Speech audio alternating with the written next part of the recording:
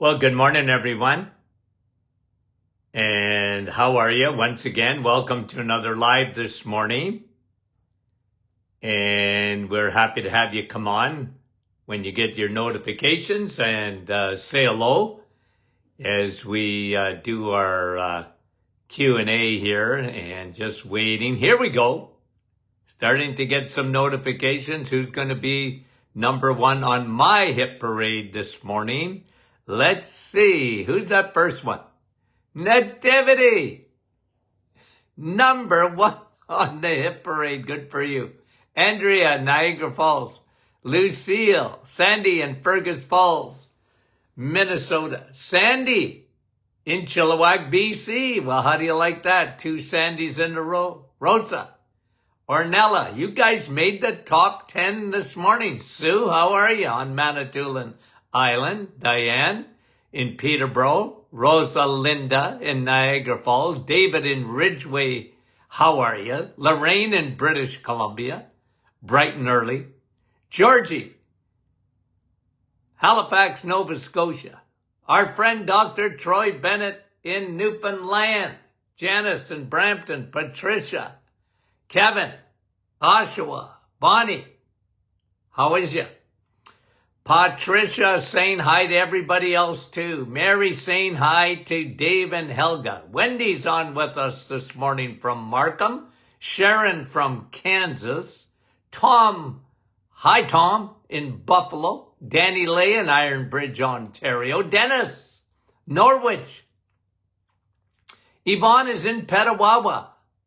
Wendy is from Elmer. So we got Wendy and Wendy. Rosa. And good luck from Portugal. Lily, Lynn, Trakadzin, New Brunswick. Karen, how are you from Sault Ste. Marie? Eileen, Brampton. Judy from Massey, Newfoundland. Gertie, Burlington. Catherine, Springdale, Newfoundland. Laurie, Cambridge. Guys, we love you guys. Sherry is from Mississauga. Martha, Newfoundland. Kristen, Saskatchewan. Rhoda, Labrador. Sandy in Vancouver, Washington. Grace from the Rock. Gail from Mount Pearl, Newfoundland. Denise, Oakville. Millica from Stouffville. Bonnie's in Little Britain. Carolyn, West Virginia. Karen from Coldwater. Lise with her little emoji. I can never see her name, but I think it's her. Patricia. Bruno, there he is from North Bay. Francis from Vaughan. Donna from Newfoundland. Guys, we love you. Hi, Paula Joe. I'm going to say, Brahim, where have you been all my life? Brahim coming on and saying hello. Robin, Connecticut. Brahim saying I'm here. Well, Brahim, we worry about you if I don't see. Lisa Marie, Denise, and Yolande. See, Yolande, I told you I would wait on you in the morning. Carol, and Maureen in Boca Raton, and Wanda in Virginia, and Andrea, Sharon in Kansas. Okay, let's get back to the questions. Okay, this is Carla. Okay, Carla got an alarming phone call from her physician because of her blood work. And her cholesterol is through the roof. Okay, now Carla is, well, let me just see, are you worried? She is a bit anxious, she says, okay? The doctor scared the life out of them. Now, okay, and again, Carla, I have to say it every time. Look, if this show goes another day, I'm going to have to talk about it tomorrow. And then Wednesday. And then Thursday. And then Q&A Friday. Again, I guarantee I'll talk about it. Cholesterol. Okay? And look, I get it. Doctors, that's their training. They can't help it. They can't help but look at cholesterol as the root of heart disease. On a daily basis, I try and undo that in your thinking, okay? And listen, I can't give you individual advice. Here's me.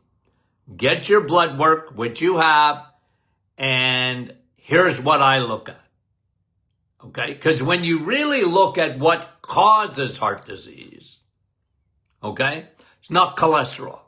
Because if it was, let me just give you some statistics because I was writing these down. Wait a minute. Do I have it here? Yep.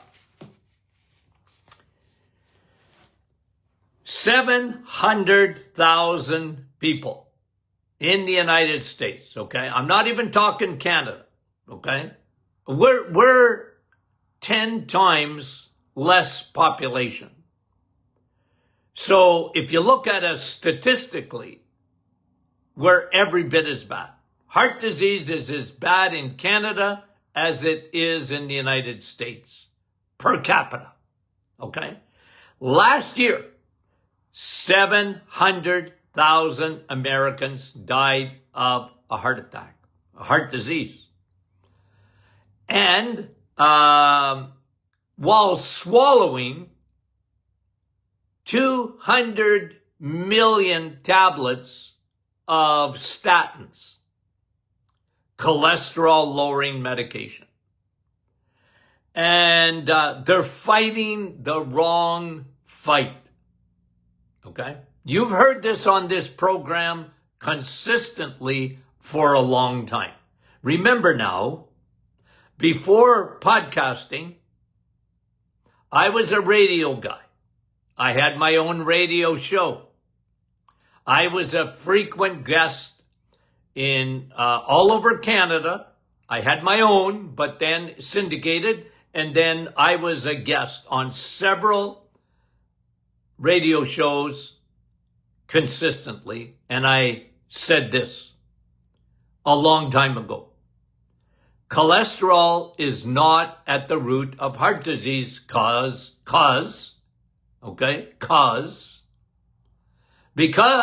if it was, we would have solved the problem now. It's still the number one killer.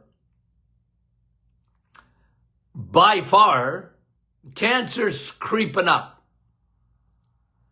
And let me give you some stats, okay? Okay? These are just stats. If you are a diabetic, there's nothing that will make you more likely to have a heart attack than diabetes. Is that cholesterol? No. A diabetic? What destroys their blood vessels? Sugar. Okay? Metabolic syndrome, I bring this to you all the time. Metabolic syndrome is at the root of heart disease. Metabolic syndrome is food, primarily. It elevates your blood pressure. It elevates your blood sugar. It elevates your triglycerides. It actually lowers your cholesterol, the one that I'm concerned about, HDL. Okay? It will give you visceral fat. It elevates your uric acid levels. It elevates your inflammation levels. And that's what sugar and carbs that turn to sugar rapidly do to your body. Okay? So, that's just the fact. Okay? If you have high total cholesterol, well, what does that do for heart disease? I'm sorry. It doesn't make you more susceptible to having a heart attack. They're looking at the wrong numbers. I hate to be negative. I wish I was more positive. But we're not winning the war on heart disease, Carla. We're losing it. It's worse than ever. And this whole cholesterol thing, and, you know, I'm sorry, but them there are the facts.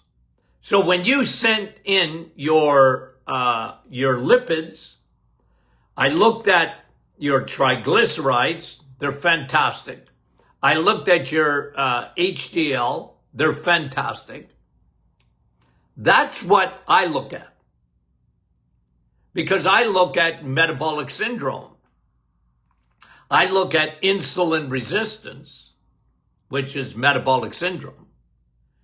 And again, I bring to you what is the worse than smoking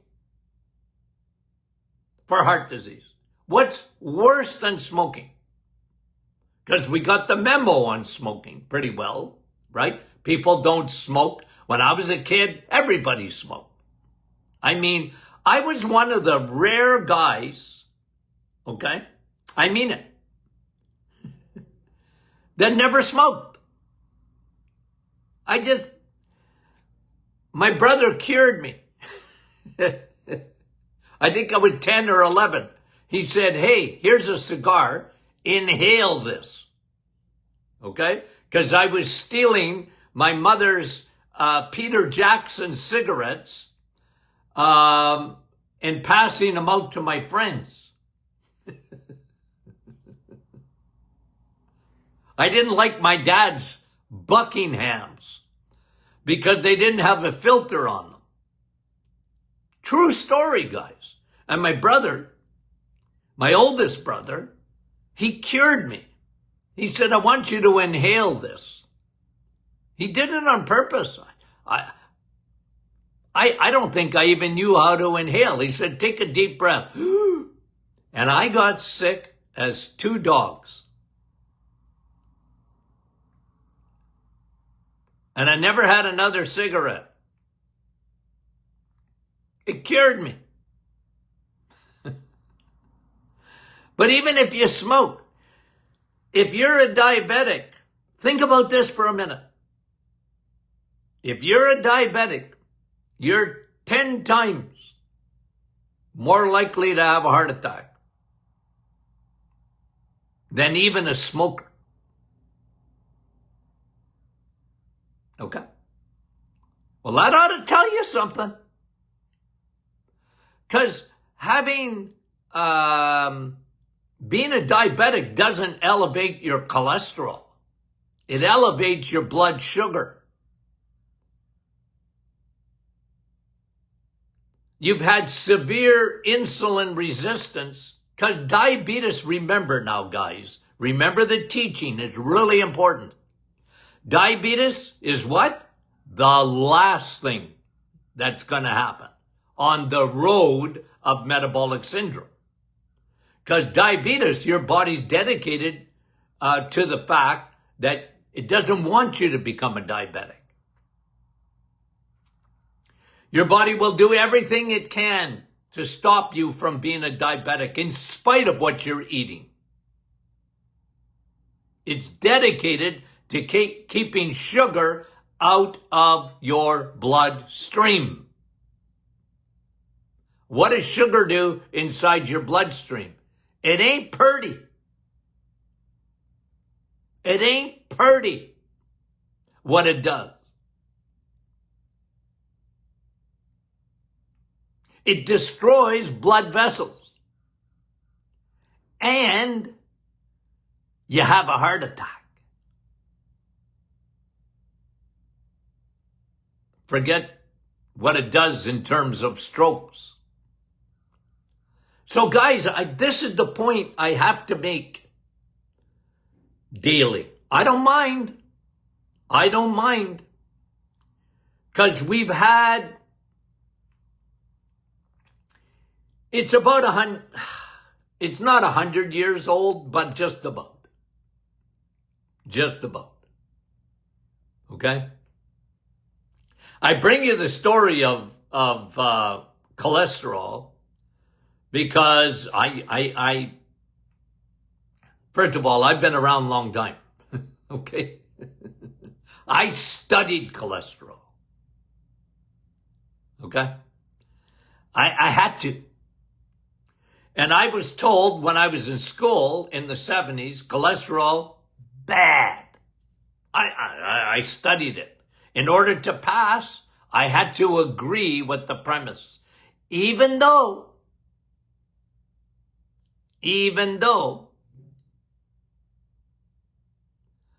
when I went to the university of the Martin household, see, I went to school before I went to, alternative medical school. I went to the Martin school, my dad's school, who became a diabetic. And I studied under him. And I learned cholesterol wasn't at the root of anything. It wasn't cholesterol. It was sugar. So I knew that. I watched my dad eat steak 6 days a week and roast beef on the 7th. That was my father. He said, son, it's sugar diabetes.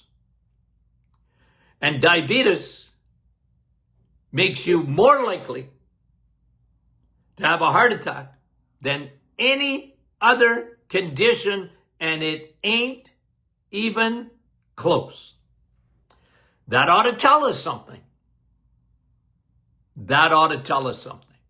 Do you understand what I'm saying here, guys? So I know that tomorrow I won't give you the same lecture, but I'm going to have to answer another question about this because it's scary. Who on earth wants to have a heart attack? Not you and not me. Okay? But I'm telling you, they're looking for love in all the wrong places. And cardiologist, your physician, they can't help it. It's the way they've been trained. And if you look at heart disease, it's not got better, it's got worse. Well,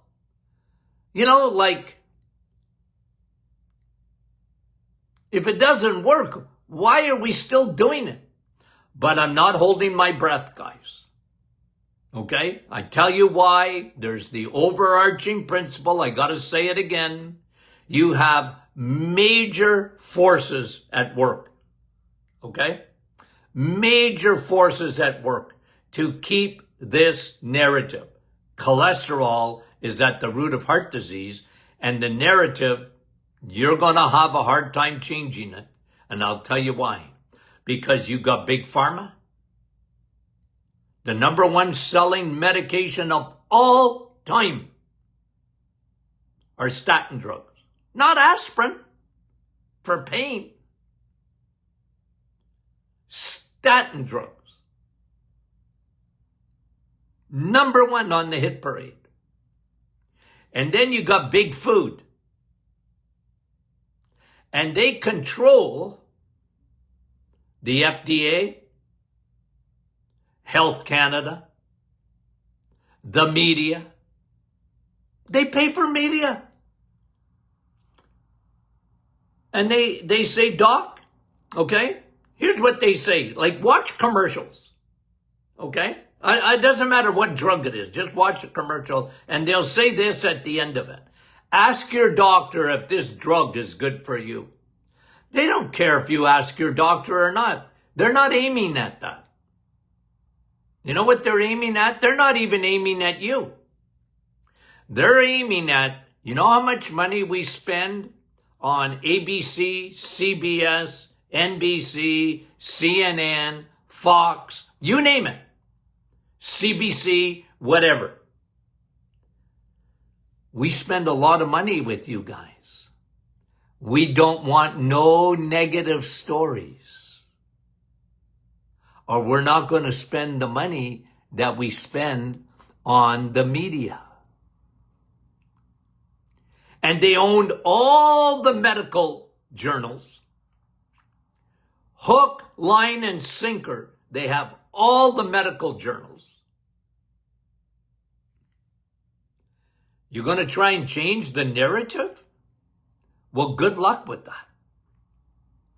I'm John the Baptist in the wilderness, crying out, repent, because it ain't cholesterol. But I'm just a little guy. Okay?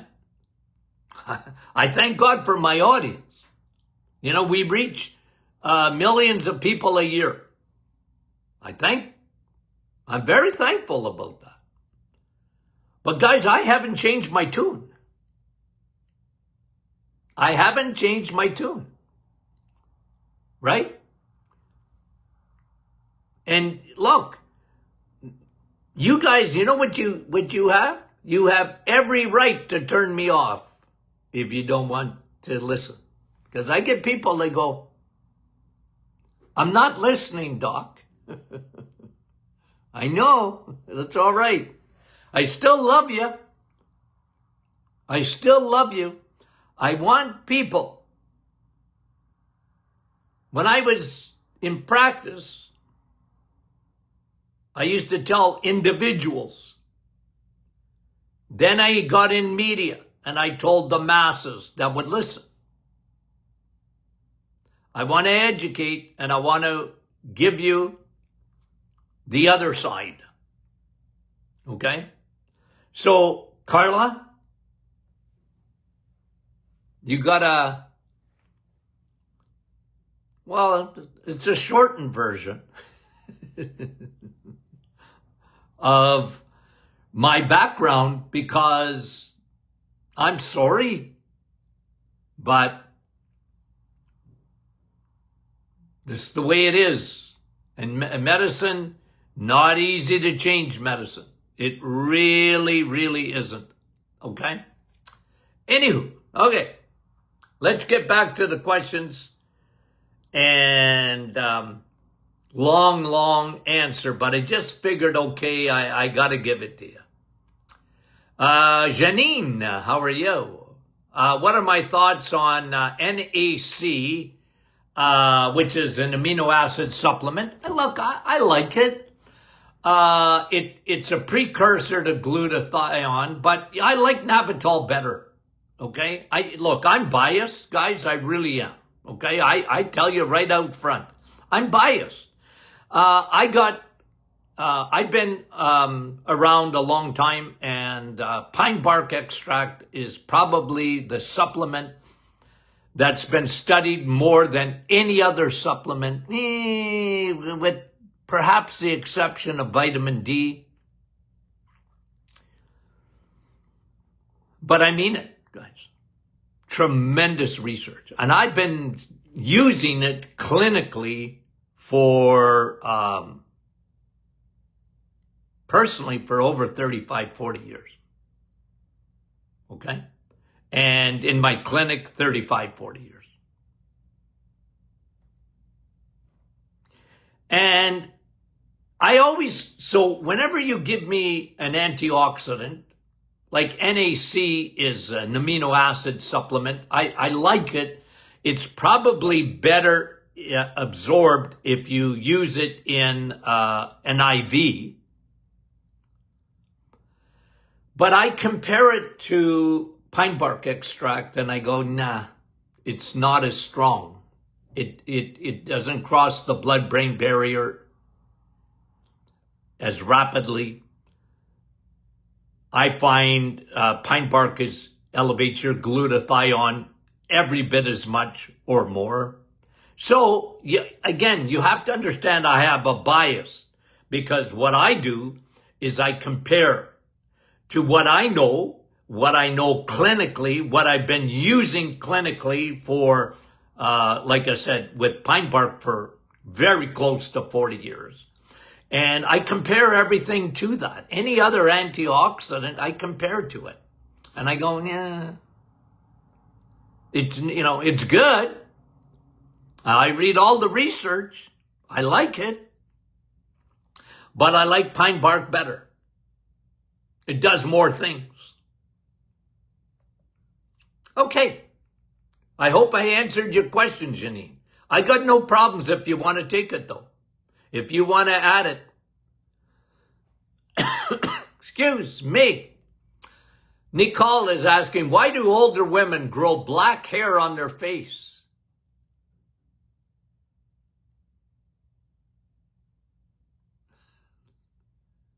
It's called hormones.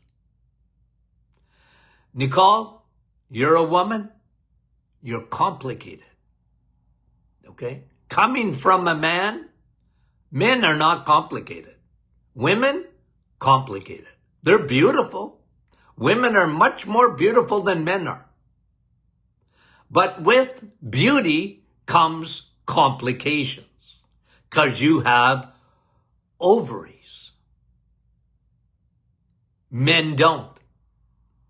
You have a complicated system of hormones. Your thyroid is very much connected to your estrogen and progesterone. And usually when women get, hair growing in the wrong places, the thyroid is involved, but so is estrogen dominance. Now, even when you're older, believe this or not, because it's true, estrogen becomes, even though it's going down, I get that. As you get older, you don't have as much estrogen, but compared to progesterone, it's dominant. That will add hair to your face where you don't want it. You can grow a beard, little wee hair on your chinny chin, and maybe a little bit of a mustache, ladies. That's too much estrogen that elevates your testosterone. It's a balancing act. And when you're out of balance, that can slow the thyroid down. You're not converting T4 to T3. Your thyroid goes into a coma for a lot of women. They look at food sideways and they gain weight. They grow hair in the wrong places. They lose hair on their head. It thins out. Their eyebrows thin out, and yet they got little wee hairs on their chinny chin. Is it fun? Nope. Is it reality? Yes. And that's why. That's why. And then you add some aging in there. What I call free radical damage. Okay? And if you don't believe in free radical damage, I should get it out. Put it on the screen. A picture of me when I was 30, I think. And I'm 74 now, okay? Who is that guy? I look at him and I go, that ain't me. Did I ever look like that?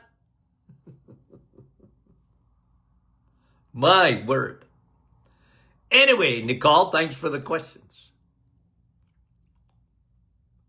Carol's asking a good question about hormones too, because she said, I started medication for low thyroid 14 years ago. Is there a possibility of restoring normal thyroid function at this point? Oh, for sure there is. For sure there is, Carol. Okay? You got to take the pyramid out. Let me get it.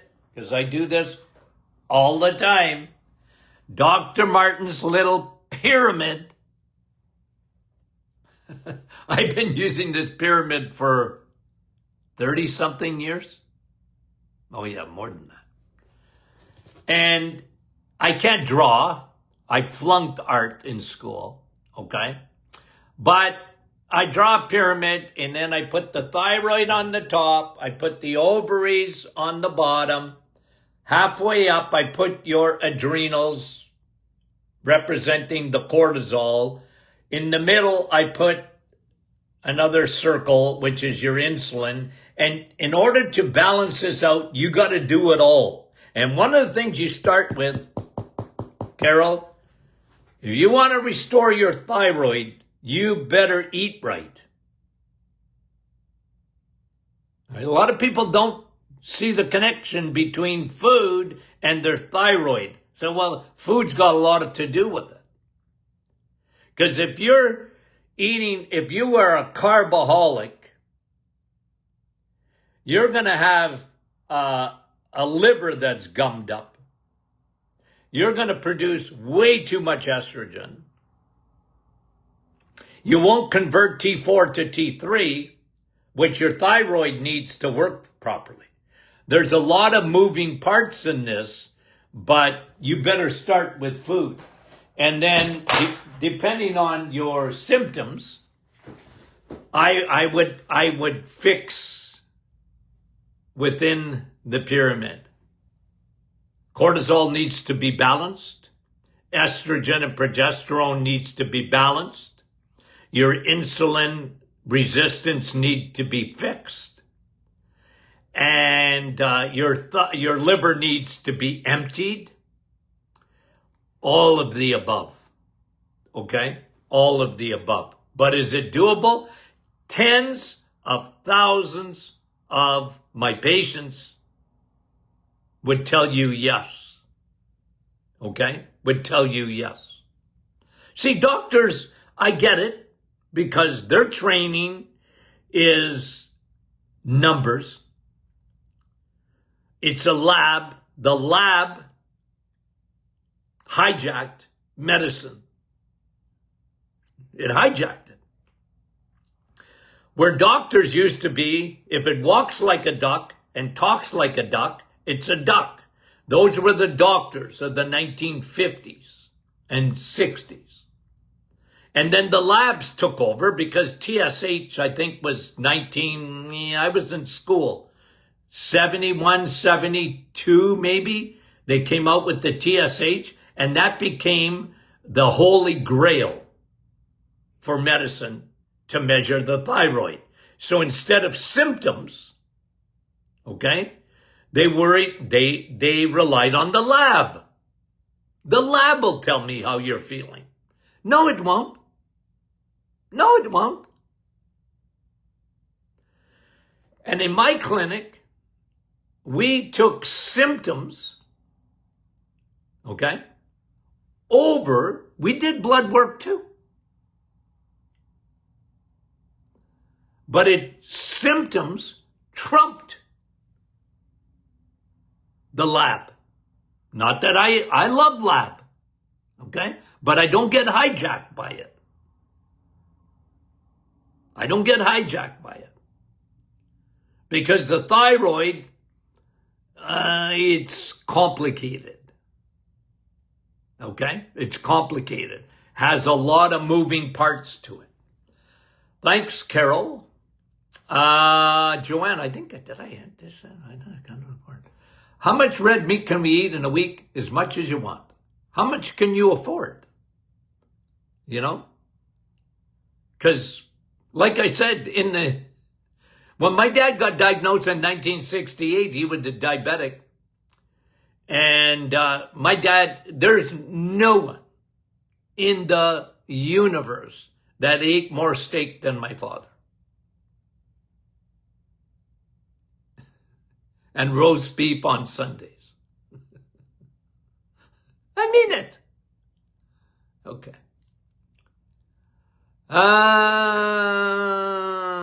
Okay, that was Joanne. Bonnie. I think I answered these. Hold on a minute. Yes, I think we're done, guys. I answered Bonnie. She asked about a cousin that has leukemia or for 30 years. Yeah, I answered that the other day. Okay, guys, we got a good week because I got some great studies here that brand new things that come out.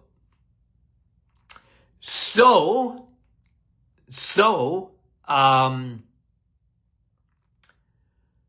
but not too early to send your questions in for Q&A on Friday, okay?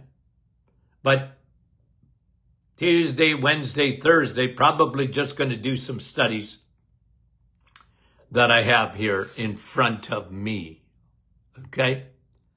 Okay, guys, thanks again for watching. We appreciate it. You have no idea how much we appreciate it. We love you guys more than you know. Okay? More than you know.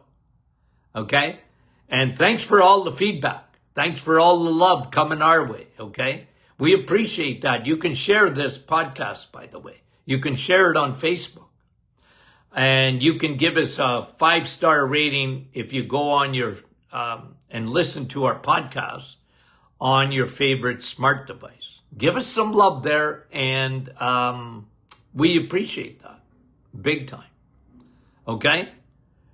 Big time. Talk to you soon.